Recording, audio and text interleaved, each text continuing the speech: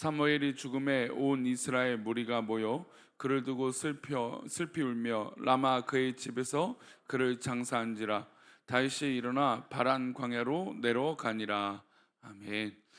기도하겠습니다. 하나님, 오늘도 주님의 놀라운 은혜로 하루를 살아갈 때 우리의 믿음의 고백 가운데 우리 주님을 더욱더 사랑하는 믿음의 고백으로 승리하는 복된 하루가 되게 도와주옵소서. 우리 믿음의 성도들의 하나님, 귀한 하나님을 향한 고백과 사랑이 날마다 믿음 안에 풍성하게 하여 주시고, 정말 하나님만 바라보는 믿음의 고백으로 정말 우리의 삶이 넉넉하고 또 넘어지거나 하나님 낙심 가운데 빠지지 않도록 우리를 붙들어 주옵소서.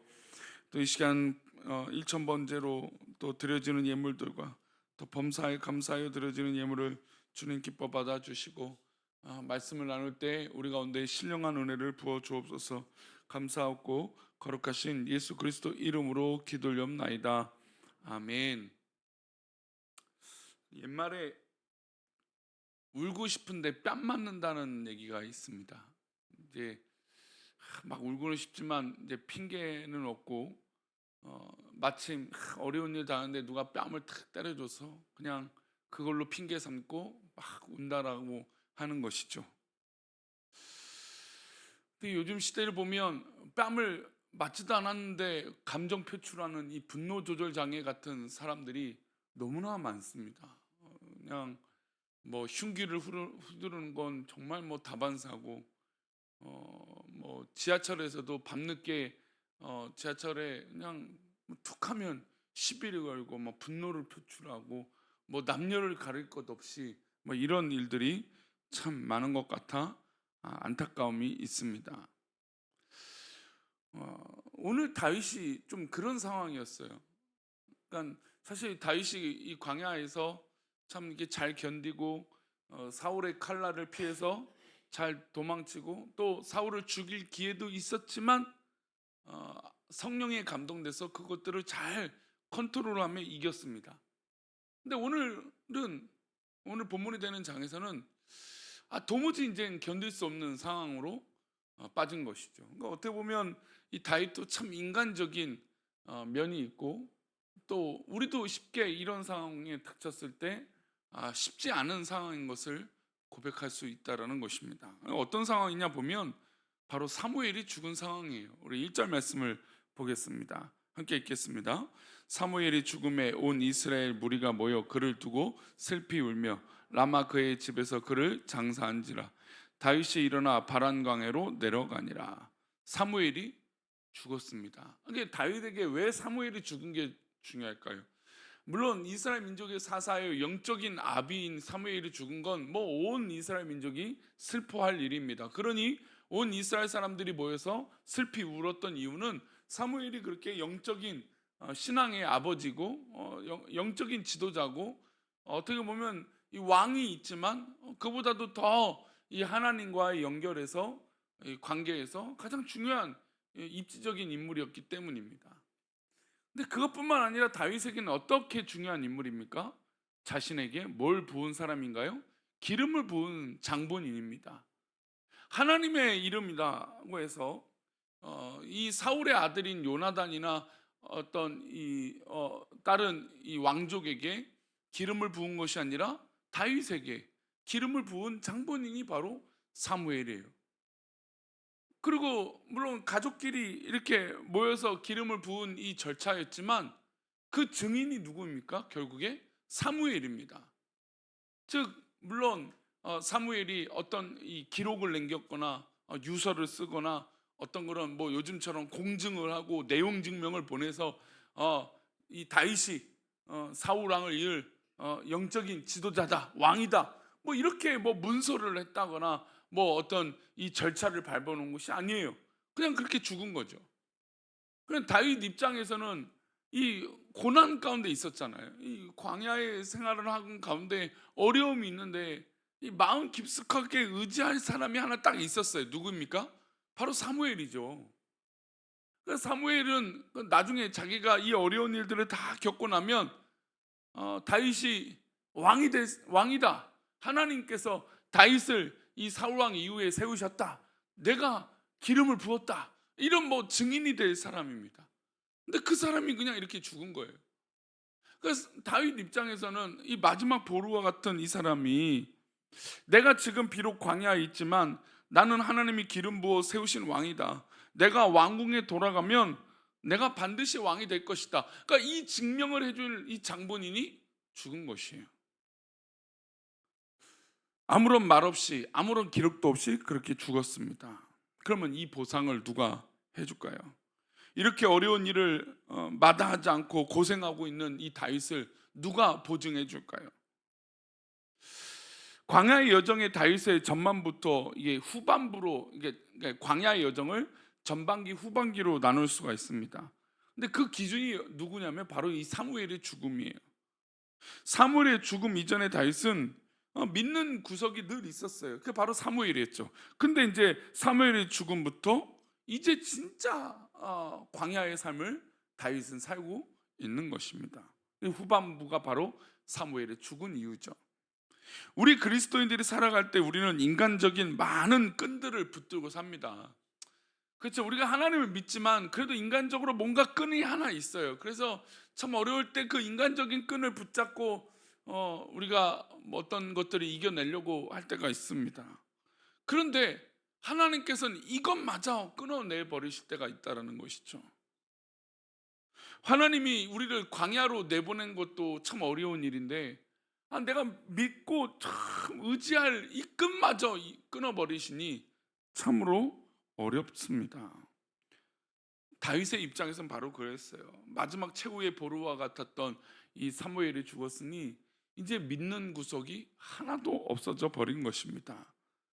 요즘 뭐 보면 이제 진짜 파산 직전에 놓여 있는 것이죠. 이런 상황에서 너무 울고 싶은데 이제는 안아줄 사람도 없고 어떻게 또 막아줄 사람도 이제는 없는 것입니다.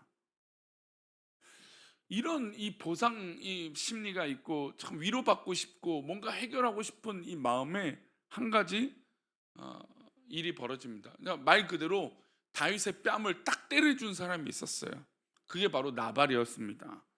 그러니까 우리가 성경을 사무엘상을 읽다 보면 이 나발이 등장하고 아비가일이 등장하고 나중에 이제 아비가일이 다윗의 아내가 되어지는데, 이 나발이 등장하는 이유가, 이슈가 된 이유는 바로 이 사무엘이 죽었기 때문에 다윗에게 이슈가 된 거예요. 나발은 그 당시 양이 3,000마리나 되는 엄청난 부자였습니다.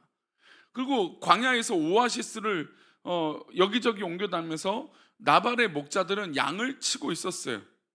그러니까 그 당시 다윗과 그를 따르는 사람들은 이제 400명에서 600명 가량이나 되었습니다. 그들은 나발과 같은 이 부자들의 양떼들을 지켜줬어요. 그리고 그 대가로 먹을 것을 제공받았습니다.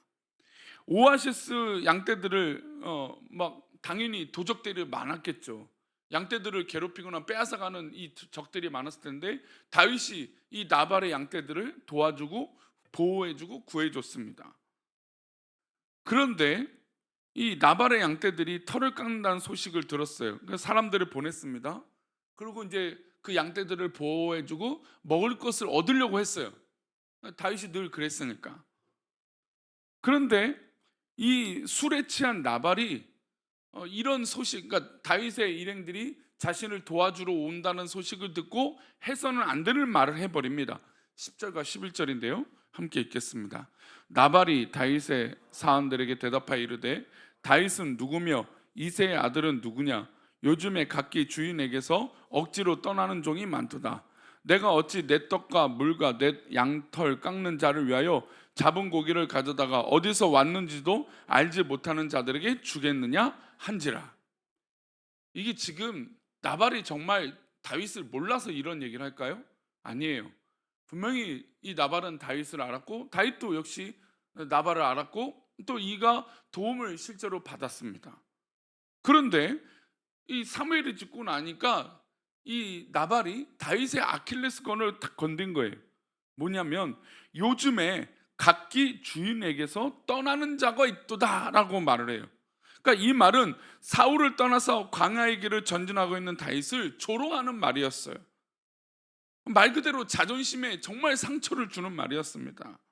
근데 우리가 어제 새벽에도 말씀 나눴지만 다윗은 사울을 죽일 기회가 있었는데 다윗이 이 죽을 기회를 정말 이겼던 이유는 성령의 감동이 됐기 때문에 그래요.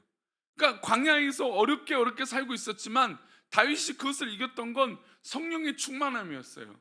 그런데 그 마음 깊숙하게 누가 살아 있었기 때문에 그것들을 또 이겨낼 수 있었냐면 사무엘이 있었기 때문이에요. 그런데 오늘 사무엘이 죽었어요. 게다가 나발이 다윗을 조롱하는 거예요. 그러니까 이 나발의 입장에서는 이제는 다윗이 어떤 사람입니까? 왕이 될 가능성이 없다 이거예요. 나발의 입장에서는 다윗이 야 뭐 기름 부음 받고 뭐 어떻게 어쩌고, 야 사무엘이 죽었는데 이제 저 뭐 사울에게 죽지나 말지 뭐 이런 마음으로 이 나발이 사울에게 쫓기는 다윗을 조롱한 겁니다. 게다가 뭐 이세의 아들이 누구고 다윗이 누구냐 전혀 모르는 사람처럼 그렇게 조롱을 해버린 것입니다. 그래서 다윗이 이제 정말 말 그대로 뚜껑이 열린 겁니다.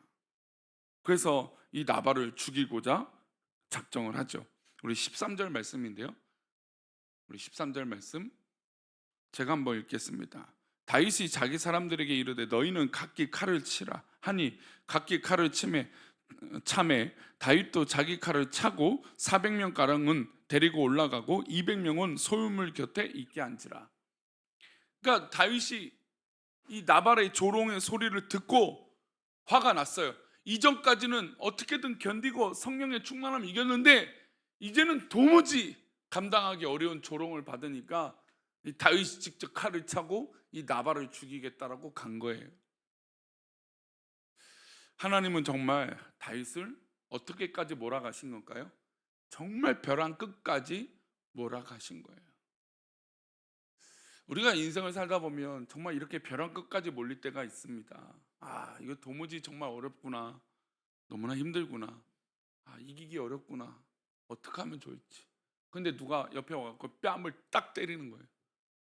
그러니 어떻게 합니까? 여태까지 참았던 이 분노와 이 눈물과 화가 다 쏟아져 나올 그런 상황이 벌어지는 거죠. 다윗도 정말 잘 견뎠어요, 여태까지. 근데 사무엘이 죽고 이 나발이 자신을 조롱하고 정말 이러니까 화가 나서 이 일을 죽이겠다. 그때 막았던 사람이 누굴까요? 나발의 지혜로운 아내였던 아비가일이었어요. 아비가일이 다윗에게 이야기를 합니다. 막아서고 이러시면 안 된다, 하나님 기뻐하시지 않는다라는 걸 일깨워줬어요. 그러니까 다윗이 그 얘기를 딱 듣고 정말 이 나발에게 어떻게 이렇게 훌륭한 아내가 있느냐 이것이에요. 그리고 그 얘기를 듣고 다윗의 화를 가라앉게 됩니다. 그리고 나발을 살려주죠. 우리가 정말 아무도 의지할 수 없는 상황에 우리가 가끔은 정말 외로이 떨어질 때가 있어요. 그때 우리는 그럼에도 불구하고 하나님의 뜻이 무엇인지 분별해야 돼요. 만약에 다윗이 아비가일의 말을 무시하고 막 살인을 저질렀다, 전쟁에서 뭐 이 나발의 모든 것들을 불사르고, 물론 나중에 또 이 나발이 또 결국에 또 엉뚱한 짓을 해서 이 어려움을 당합니다. 그런데 이제 그래도 이렇게 견디고 이길 수 있었던 건 그의 이 신앙의 이 어려움 가운데 그럼에도 불구하고 하나님을 믿고 의지했기 때문이에요. 광야에 낭떠러지 그냥 막 몰려 있는데 그럼에도 불구하고 하나님을 의지했다는 것이죠. 그가 사람을, 이 사무엘이라고 하는 존재가 죽었음에도 불구하고 정신 다시 바짝 차리고 자신의 광야의 후반기를 달려갔다는 겁니다. 오늘 우리는 한번 고민해야 됩니다. 우리가 우리의 인생 가운데 정말 마지막 보루와 같은 인간적인 희망이 마저도 끊어졌을 때 과연 우리는 어떻게 선택할 것인가? 또 마땅히 우리가 화가 날 상황이 벌어질 때도 있어요. 뺨 맞을 때가 있겠죠. 그때 과연 우리는 어떻게 이 상황들을 이겨낼 수 있을 것인가? 다윗은 정말 의지할 만한 그런 사람 끝마저 끊어졌을 때 다시 그 인생을 정신 차리고 하나님 앞에 살아가게 됐던 것입니다. 그러니 다윗이 그 광야에서 얼마나 많은 시편의 이 찬양을 합니까? 그런 이 놀라운 고백을 할 수 있었던 건 그 수많은 이런 이 내적 갈등과 이 어려움들을 믿음 안에서 이겼기 때문에 하나님 앞에 막 맨 처음에 막 원망해요. 하나님, 어떻게 이렇게 원수들이 잘 되고 어떻게 이렇게 원수들이 나를 공격하고 어려움에 빠뜨립니까? 하나님이 살아계시면 이렇게 이런 일이 일어날 수 있습니까? 라고 막 울분을 터뜨리면서 신앙으로 고백해요. 그런데 결국에 그 시편에 다윗이 기록한 시편들을 보면 결국 마지막에 뭐라고 얘기합니까? 하나님을 찬양합니다. 이 흑암에서 이기게 해주실 하나님을 찬양합니다. 그러니까 막 하나님을 원망하다가도 정신 차리고 다시 하나님을 붙잡는 거예요. 그 우리 인생에 이성의 끈과 이 분노의 끈을 놓지 않고 실수하지 않고 하나님 앞에 죄짓지 않는 건 그 어려운 그 찰나의 그 순간에 하나님을 붙드는 것이죠. 사랑하는 이 새벽에 기도하는 성도님들, 우리는 오늘 최후의 보루가 사람이 아니라 하나님이십니다. 그 어려운 낭떠러지 같은 그 상황에 처할지라도 그 순간에도 우리가 의지할 건 하나님밖에 없습니다. 그러니 오늘도 그렇게 기도하시고 하나님 앞에 붙들림 받는 참으로 귀한 하루가 되시기를 축원합니다. 기도하겠습니다. 하나님, 우리가 정말 인간적으로 너무나 어려운 그런 처지에 빠질 때가 있습니다. 그러나 하나님, 우리가 그 인간적인 것에 취해 빠져 넘어지지 않게 하시고 죄짓지 않게 하여 주시고 끝까지 그 순간에도 하나님을 바라보며 의지하게 하여 주옵소서. 우리 사랑하는 우리 교회 성도들, 또 이 새벽에 기도하는 성도들에게 정말 하나님 신령한 은혜가 있어 그 어려운 순간에도 하나님만 바라보게 하여 주옵소서. 우리를 그렇게 지키시고 인도하여 주실 것을 믿사오며 거룩하신 예수 그리스도 이름으로 기도올리옵나이다. 아멘. 하늘에 계신 우리 아버지여, 이름이 거룩히 여김을 받으시오며 나라의 임하옵시며 뜻이 하늘에서 이룬 것 같이 땅에서도 이루어지이다. 오늘날 우리에게 일용할 양식을 주옵시고 우리가 우리에게 죄 지은 자를 사하여 준 것 같이 우리 죄를 사하여 주옵시고 우리를 시험에 들게 하지 마옵시고 다만 악에서 구하옵소서. 대개 나라와 권세와 영광이 아버지께 영원히 있사옵나이다. 아멘.